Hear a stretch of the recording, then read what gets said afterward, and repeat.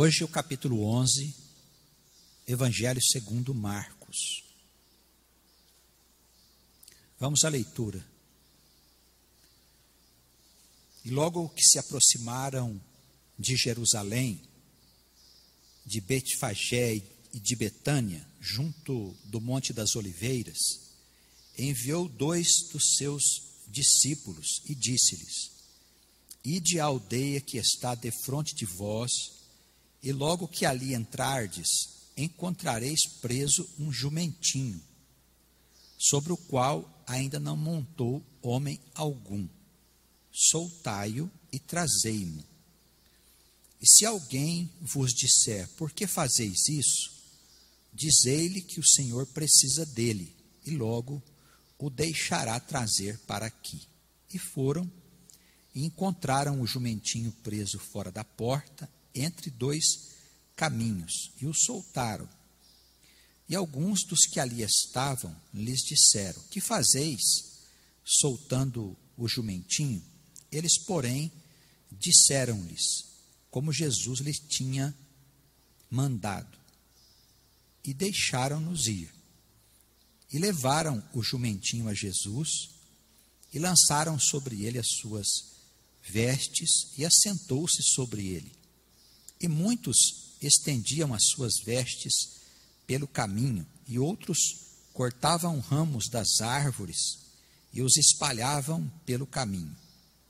E aqueles que iam adiante e os que seguiam clamavam, dizendo: Hosana, bendito que vem em nome do Senhor. Bendito o Rei do nosso pai Davi, que vem em nome do Senhor. Hosana nas alturas. Jesus entrou em Jerusalém no templo, e tendo visto tudo em redor, como se fosse já tarde, saiu para Betânia com os 12. Esta introdução aqui do versículo 1 ao 11,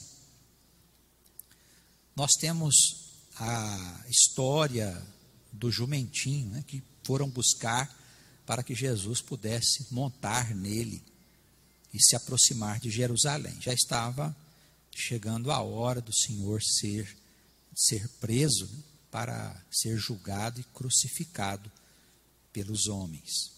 Então, essa introdução do capítulo 11 fala dessa busca pelo jumentinho, como se alguém já tivesse um jumento ali preparado para ser entregue ao Senhor. E nós vemos aqui, embora sem uma importância muito grande, que Deus, Ele está cuidando de todos os detalhes da nossa vida, como Ele cuidou de todos os detalhes da vida do Senhor. E todas as coisas que se passam sempre têm uma finalidade para o nosso crescimento espiritual, como filhos de Deus. Nós somos trabalhados pelo Pai. Durante a nossa vida, existem algumas coisas que nós fazemos em tempos que nós vivemos fora da igreja e que nos trouxeram muito prejuízo. Coisas espirituais e coisas aqui desse mundo mesmo. E depois nós temos que ser limpos destas obras que nós fizemos e desse envolvimento que nós tivemos indevido com as coisas do mal, não é? E Deus, ele promove alguns eventos para nos limpar destas coisas. A nossa vida e tudo que está à volta dela, não importa se é bom, se é mal, tudo está sob o controle, sob o comando de Deus. Até os detalhes, como no caso aqui, um jumentinho já preparado para que fosse levado ao Senhor, o Senhor pudesse entrar em Jerusalém, aclamado pelo povo. Tá bem? Nós vemos ele falar aqui, o evangelista, ele fala no versículo 10, e sobre o reino do nosso pai Davi. Então, a história do rei Davi tem muito a ver com a história da igreja, porque nós somos da casa de Davi. E eu estou falando da igreja de Cristo, não das igrejas denominacionais. As igrejas denominacionais nasceram da interpretação que cada pessoa deu à palavra de Deus na sua concepção, sem compreender a profundidade das coisas espirituais. Eles interpretaram a letra, as formas, e criaram partidos e acabaram dividindo a igreja em denominações. Denominações, algumas históricas, outras que apareceram há pouco tempo. Mas nós não trabalhamos, não falamos aqui das denominações. Tratamos aqui da igreja de Cristo Jesus, que está no coração do crente que tem fé no Filho de Deus e acredita que Ele é o seu Salvador. Não importa a igreja que ele pertence, a denominação, tá bem? Até aí ficou bem compreendido? Esta igreja de Cristo, ela é uma igreja que intimamente tem uma ligação com a casa de Davi. Por quê? Porque a casa de Davi foi marcada com uma casa de pecados, né? Onde Davi cometeu muitas sandices, porque ele foi escolhido por Deus para fazer uma obra. E depois, dotado do poder de um rei, ele começou a fazer desatinos, né? E essa história é uma história bastante parecida com a nossa história. Deus nos escolhe para fazer uma obra, nós saímos por aí fazendo essa obra, e depois nós começamos a fazer coisas que não se pode fazer como um servo de Deus. Então, o que Deus faz? Ele vem e nos traz uma situação de sofrimento para que a gente arrependa dos males que fez e passe a andar no caminho verdadeiro. Não tem como ser diferente. A igreja de Cristo, ela é a casa de Davi. Jesus faz parte dessa casa. Não faz parte do outro sacerdócio, que é o sacerdócio levítico, que ainda está no mundo, né, na forma de autoridades pastorais, sacerdotais e tantas outras coisas respeitáveis, evidentemente, porém, não tendo muito a ver com a casa de Davi. Tá bem? A casa de Davi é o lugar onde os pecadores se arrependem dos males que fizeram e têm um desejo de serem tornados santos pelo Senhor. Tá bem? Até aí os irmãos compreenderam bem sobre o que é a casa de Davi? Eu aconselho os irmãos a conhecer a vida desse grande rei, viu?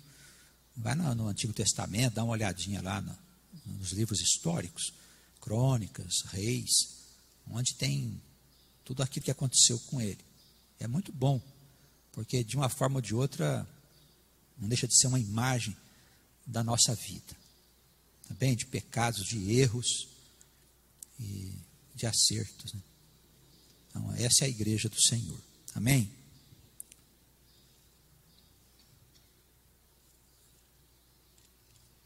Existe nos textos antigos e nas profecias do Novo Testamento uma ideia de que Deus, nos tempos do fim, Ele levantará um povo muito especialmente escolhido, servos de todas as igrejas denominacionais, para que eles estejam à frente das mudanças que devem ocorrer no mundo em breve tempo.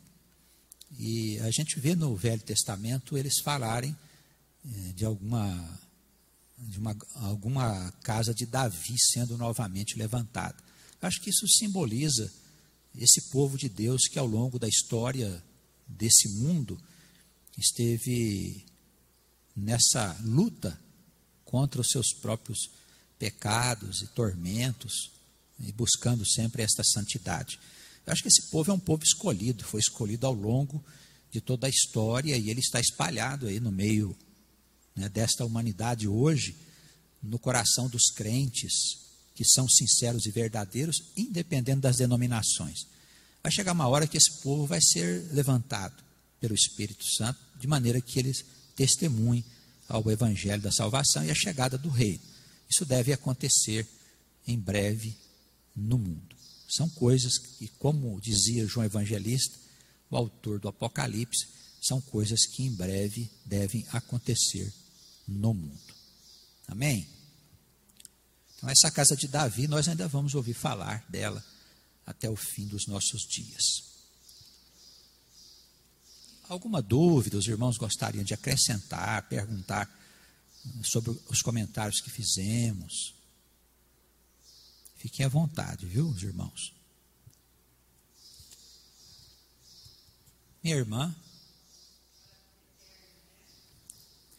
a irmã Marilda, ela está falando aqui a respeito da simplicidade, né, da forma como Jesus já tinha preparado este jumentinho, e depois como a sua entrada em Jerusalém foi envolto na simplicidade que caracteriza o seu reino, né, a sua missão, em contraste com aquelas caravanas que os príncipes passavam, cheios de glória e tudo mais, né, de ouro. Então Jesus entra em Jerusalém de uma forma bem simples, né, no meio do seu povo, e estando tudo preparado já para que ele pudesse mais tarde se tornar o nosso rei, né, de verdade, né? Então é maravilhoso. O povo, na simplicidade deles, as pessoas jogavam as suas roupas e folhas de palmeiras para que aquele jumentinho passasse sobre esse tapete, né? Vamos dizer assim, que era muito simples perante os reis do mundo, mas perante Deus era glorioso. E eles gritavam hosanas ao Filho de Deus, que significa um clamor a que todo o céu possa trabalhar para a nossa salvação, os anjos e tudo mais. Então, como a nossa irmã Marilda disse, todas as coisas já estavam e estão preparadas, porque ainda o reino não foi estabelecido. Então, nós fazemos parte dessas providências, né, desse plano maravilhoso que Deus tem para esta humanidade. E parece que está demorando muito, mas não está, não. Está tudo dentro do cronograma de Deus. E nós, com toda certeza, também vivendo na simplicidade, na humildade dos servos de Deus, nós teremos vitória sobre as coisas desse mundo. Tá bem? Tá bem, irmã, sim? Eu repito aqui para a gravação. Amém. Vamos agora concluir. Vamos fazer a leitura aqui da figueira. Nós temos alguns assuntos interessantes na conclusão do capítulo, que é sobre a figueira e sobre os mercadores que foram expulsos do templo. Versículo 12. No dia seguinte, quando saíram de Betânia, teve fome, e vendo de longe uma figueira que tinha folhas, foi ver se nela acharia alguma coisa. E chegando a ela, não achou senão folhas, porque não era tempo de figos. E Jesus, falando, disse à figueira: nunca mais coma alguém fruto de ti. E os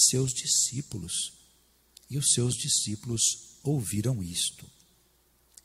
E vieram a Jerusalém, e Jesus, entrando no templo, começou a expulsar os que vendiam e compravam no templo, e derrubou as mesas dos cambiadores e as cadeiras dos que vendiam pombas.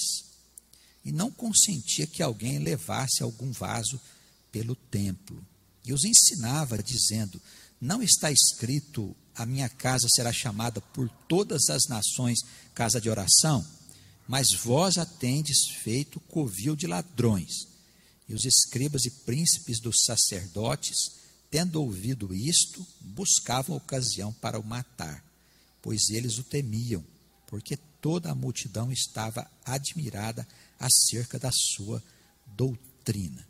E sendo já tarde, saiu para fora da cidade. Então, vamos destacar aqui em primeiro lugar a questão dos vendilhões que foram expulsos.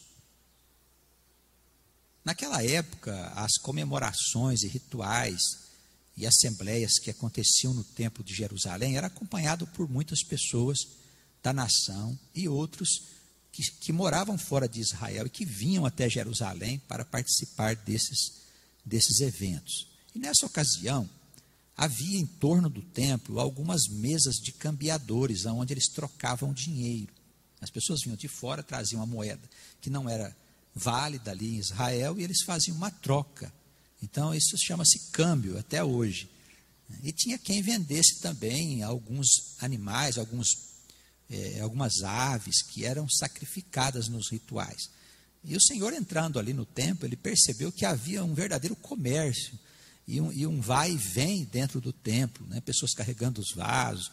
E ele ficou um pouco nervoso com a turma, né? Jesus era bravo, né? Ele era muito sério, muito enérgico. E ele viu esse comércio ali, ele acabou derrubando umas mesas lá.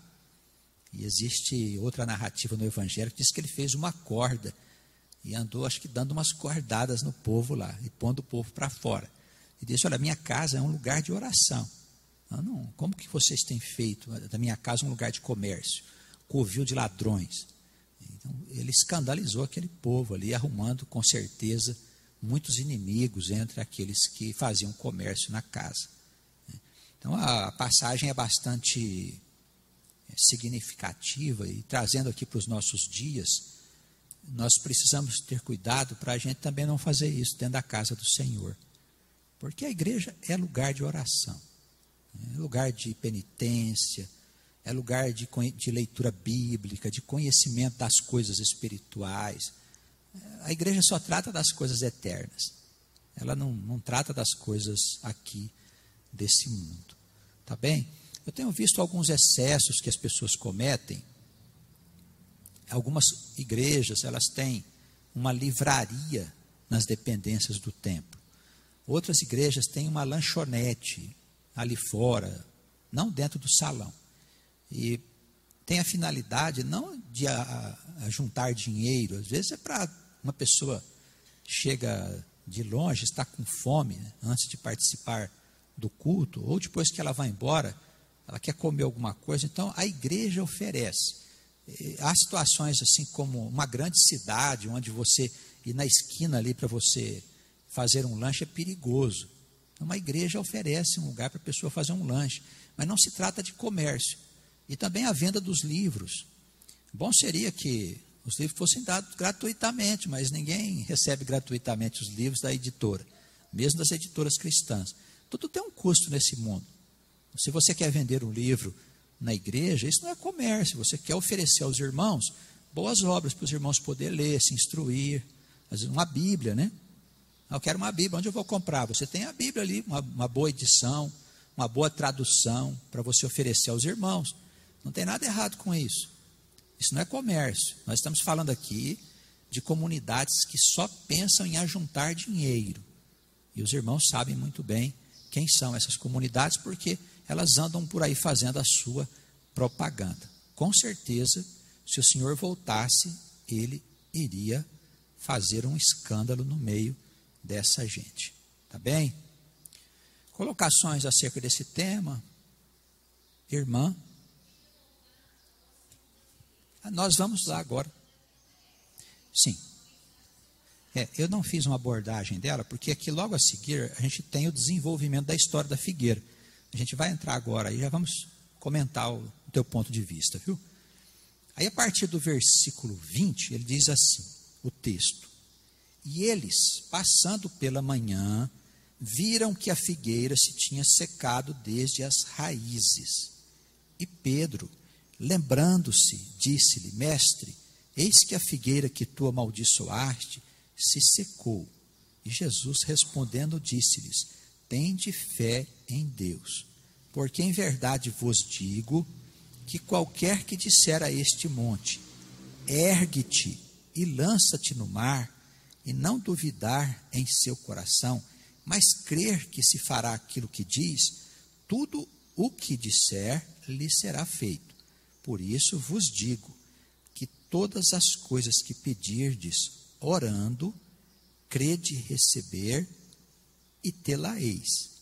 E quando estiverdes orando, perdoai se tendes alguma coisa contra alguém, para que vosso Pai que está nos céus vos perdoe as vossas ofensas.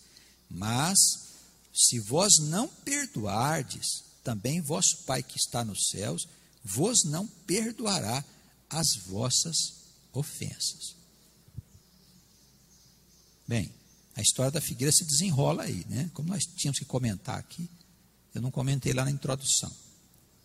Mas bem, Aqui a passagem, ela ensina algumas coisas importantes para nós a respeito de duas coisas. Primeiro, a respeito de nós sermos comparados às árvores que devem dar frutos.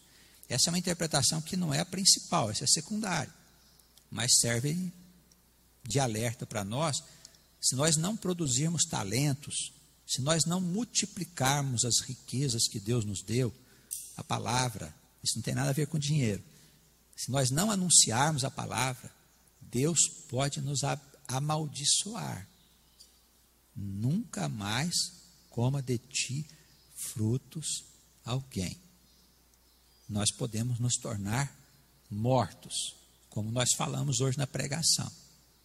Tá bem? Então, nós, como árvores de Deus, como filhos e filhas de Deus, temos que produzir frutos bons. Tá bem? Isso é um alerta para nós. Jesus pode vir procurar em nós os frutos, para saber se nós estamos produzindo mesmo ou não. E se nós não estivermos produzindo, Ele pode nos amaldiçoar. Irmão Alex? Pois não.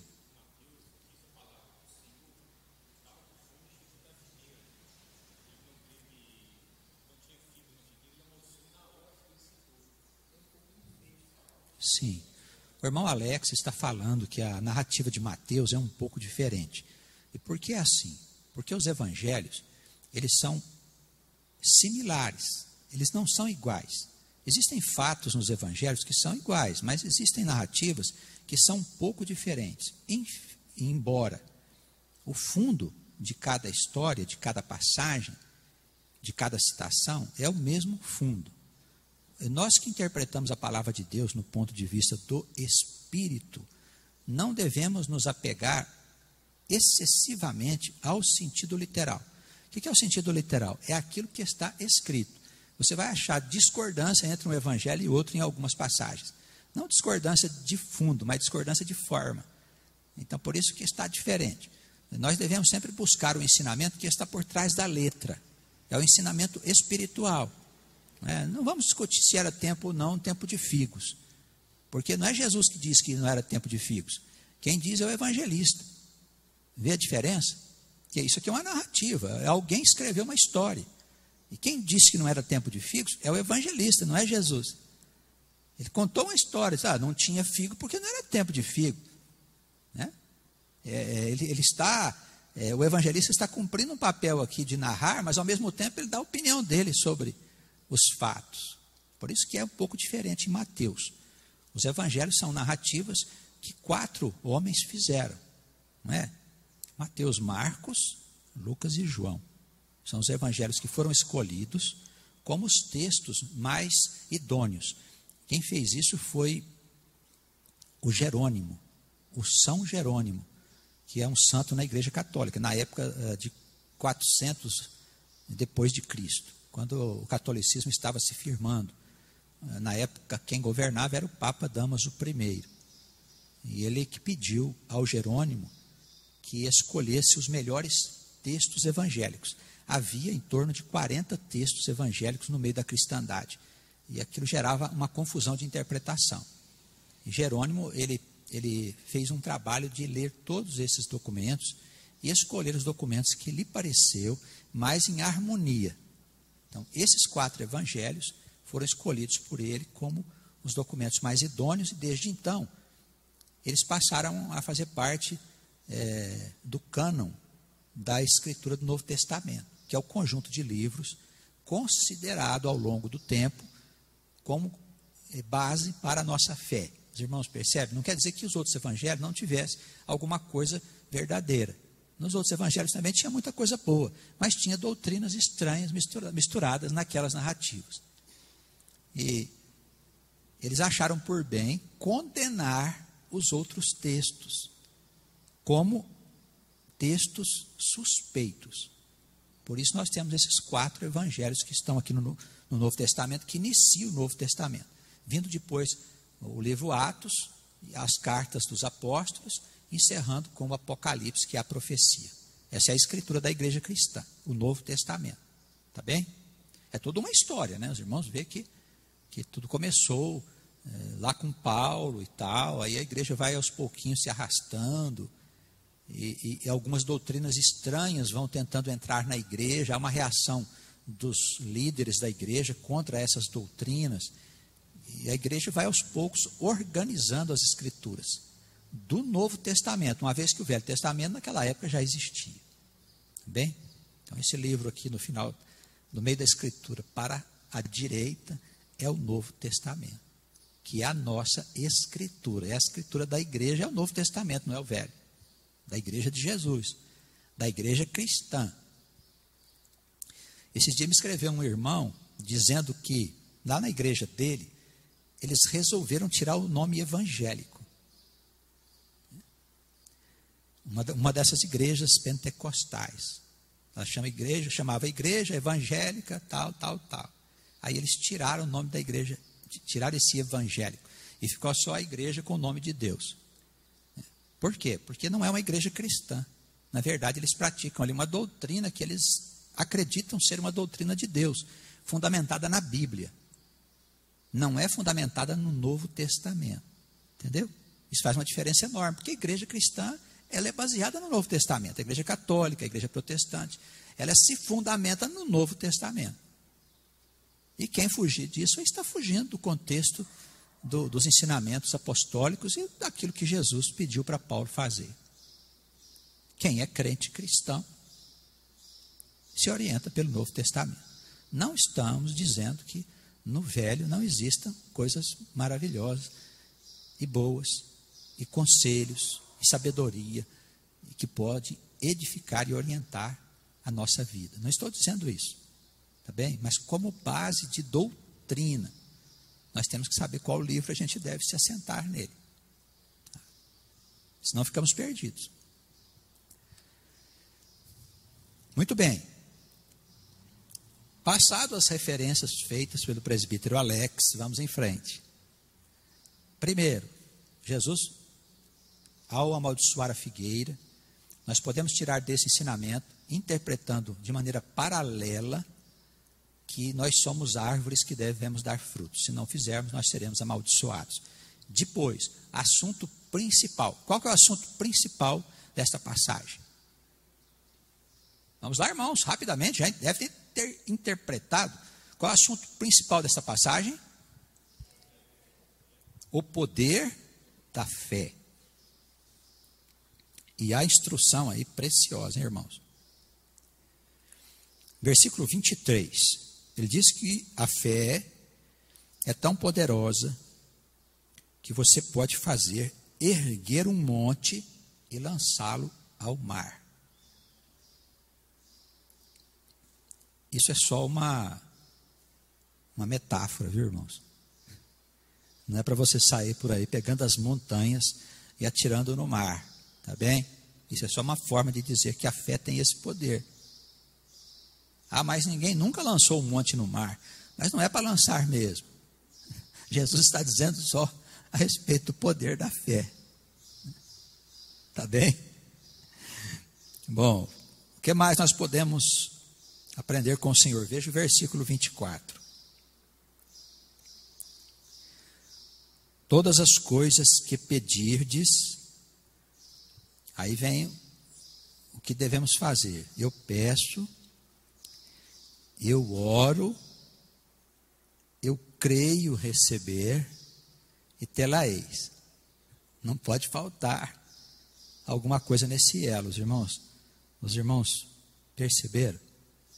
Olha lá, eu primeiro peço, mas eu tenho que orar depois de eu pedir. Eu preciso crer, senão não vou receber. Por meio da fé é que eu vou receber. E finalmente eu vou ter. E se nós não recebermos, o que é que diz a palavra? Por que nós não recebemos? Porque pedimos mal. Porque não pedimos o que convém. Não quer dizer que se eu sair pedindo riquezas, ouro e prata, que eu vou receber isso. Tá bem, irmãos? O ensinamento aqui está falando das coisas espirituais. Vamos imaginar que nós temos um filho cabeça dura. Qual que é o caminho para você amolecer o coração daquela criatura? Você acha mesmo que adianta conversar? Adianta conversar com ele? Quem tem filho cabeça dura? Não é fácil não, irmãos. Não escuta. Quanto mais velho, pior. Então, o que fazer? Eu vou orar ao Senhor, vou pedir ao Senhor que o Senhor amoleça aquele coração. E o Senhor faz. Às vezes ele tem uns métodos meio embrutecido, né? A carne às vezes precisa sofrer um pouquinho para poder acordar. Mas ele salva o sujeito. O que interessa para nós é a salvação dele. Então, nesse sentido, a gente tem um grande poder de intercessão. Eu peço, eu oro, eu creio, eu recebo. Amém? Não é assim instantâneo, viu, gente? Pedi hoje, amanhã já está tudo bem. Não, existe um tempo. Eu tenho que perseverar na oração, na fé e na espera, até que o Senhor faça a sua obra. Ele faz no tempo dele, não é no nosso tempo, não. Tá bem? Tudo certo aí? Está faltando alguma coisa. Vamos? Já pedimos, já oramos, nós cremos e vamos receber. Tudo certo ou falta alguma coisa?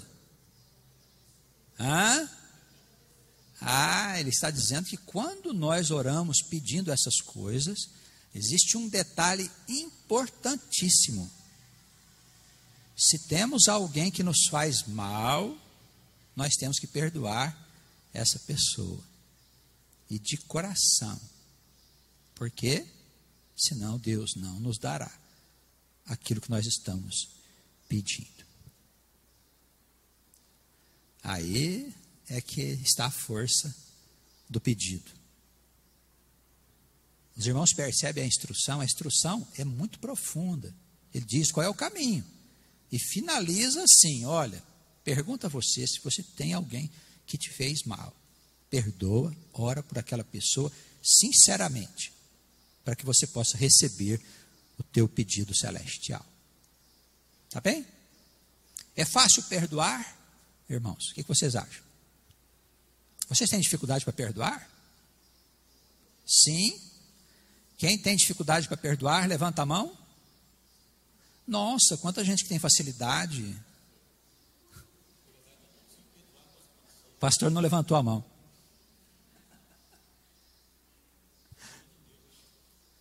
Sim, mas a gente precisa estar em Deus para perdoar, né? Vamos dar uma segunda chance para eles. Quem tem dificuldade para perdoar, levanta a mão. Tá bom. Tudo certo aí? Seu João, perdoa com facilidade, seu João? Não precisa levantar a mão. Eu sei, tem certas coisas que é bom a gente nem falar, né? Olha, irmãos, é muito difícil perdoar. É fácil perdoar quando você não tem inimigo. Aí isso é bom em perdão, mas quando você tem um sujeito que te fez mal, a verdade você quer trucidar o sujeito. Você quer ir lá e fazer um mal para ele. Quando não quer, fala assim, você vai ver, um dia Deus te pega. Deus vai se vingar de mim, você vai ver. Eu vejo isso muito em Davi, né? Davi que falava a Deus assim, olha, o Senhor haverá de interceder por mim, vingando-me dos meus inimigos. Eles haverão de passar o pior nas suas mãos, ó Deus. Veja só como nós somos, não é? Nós queremos que Deus seja o nosso vingador. Mas é assim mesmo, nós somos muito atrasados ainda. Mas é bom perceber isso. Quando a gente tiver um inimigo, nós precisamos nos esforçar para orar por ele. E se a gente não quiser o mal dele, já está de bom tamanho, né? Já melhorou bastante. Em outros tempos, nós nos vingaríamos dele. Se a gente não está querendo vingança, já melhorou bastante. Tá certo? Então, perdoar é fundamental. Tá bem? Não é fácil não, mas é fundamental. Vamos concluir? Existe alguma dúvida sobre o tema? Podemos concluir? Tornaram a Jerusalém, versículo 27, andando pelo templo, ele encontrou os sacerdotes, os escribas e os anciãos que se aproximaram dele. Eram as autoridades, né? Imagina só, ele está de frente com essa turma, com esse pessoal.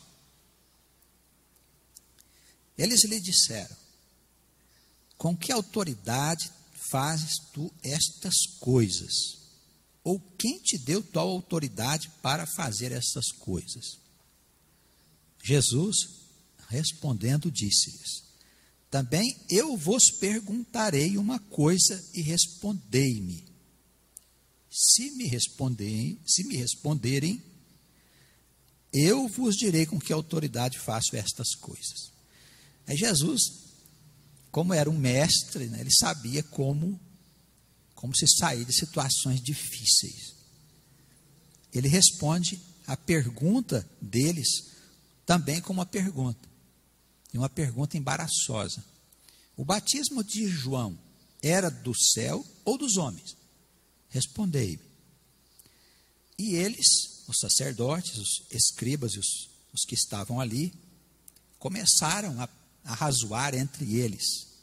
O que é arrazoar? É pensar. O que nós vamos responder? Se nós dissermos que é dos céus, ele dirá: então por que não crestes? Pois João disse que ele era o Senhor, e João era tido como profeta. Se nós dissermos dos homens, tememos o povo, porque todos sustentavam que verdadeiramente João era profeta. Veja a situação embaraçosa que eles colocaram, que eles foram colocados por Jesus. O que eles fizeram? Qual a única saída para os fariseus, para os escribas, aqueles homens que estavam ali inquirindo o Senhor, tentando armar uma cilada para ele, né?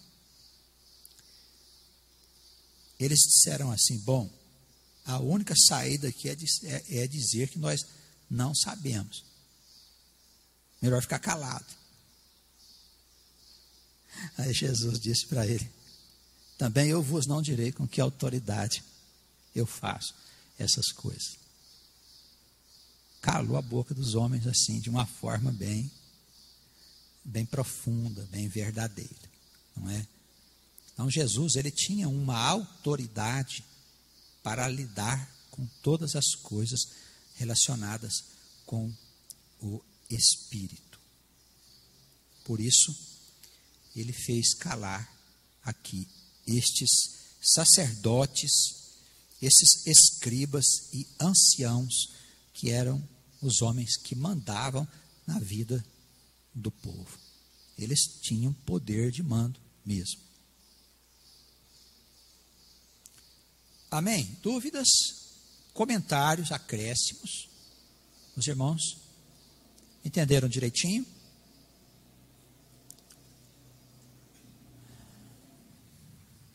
Vamos orar? Senhor, estamos aqui mais um dia reunidos diante das Escrituras e queremos te agradecer por este momento de reflexão em que nós lemos e procuramos interpretar a sua Escritura, e te pedimos que nos ajude a continuar buscando entender os teus caminhos. Nós te louvamos e te bendizemos, Senhor nosso Deus, a Jesus Cristo, nosso querido Mestre, nosso querido Senhor, nosso Salvador, por esta vida gloriosa e pelas palavras abençoadas que vieram da boca de Deus, para que nós por elas pudéssemos ter vida e salvação. Nós te louvamos, Senhor, e te bendizemos hoje e sempre. Amém.